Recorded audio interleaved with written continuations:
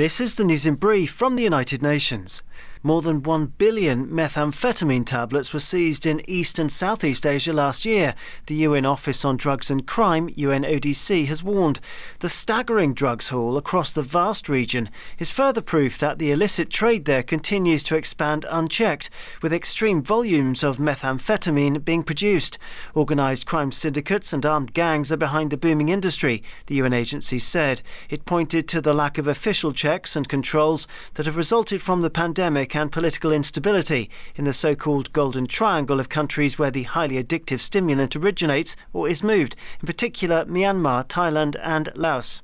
UNODC said that methamphetamine, commonly known as meth, is the primary drug of concern to all countries in East and Southeast Asia, from China to Japan and from Indonesia to Singapore. To Yemen now, where despite an ongoing war, there's been a rise in the number of migrants sailing there from the Horn of Africa, only to find themselves being shot at, exploited or worse once they arrive. That's the message from UN Migration Agency, IOM, which on Tuesday said that nearly 28,000 people have already crossed from East Africa to Yemen in the first 5 months of this year. That's more than for the whole of last year. Every day, IOM staff meet migrants who've been injured in the 8-year conflict or become stranded as they try to reach the Gulf states to the north in the hope of finding work. Here's IOM spokesperson Paul Dillon in Geneva. Upon arriving in Yemen, migrants face perilous onward journeys to the Gulf countries where they're looking for work. They often travel across conflict front lines and face grave human rights violations such as detention in inhumane conditions, exploitation, and forced transfers across the lines of control. Every month, IOM said that hundreds of migrants are treated for gunshot wounds at a hospital that the agency supports near the border town of Sadr.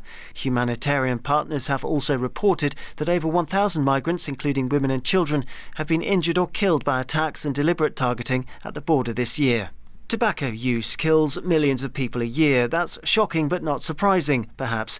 What's less well known is that it's poisoning our planet too, the World Health Organization, WHO, said on Tuesday. Marking this year's World No Tobacco Day on the 31st of May, the UN Health Agency highlighted the massive pollution that's caused by cigarettes and e-cigarettes. In a call to governments to make the tobacco industry pay to clean up its act, WHO noted that a staggering 4.5 trillion cigarette filters pollute our oceans, rivers, city sidewalks, parks, soil and beaches every year.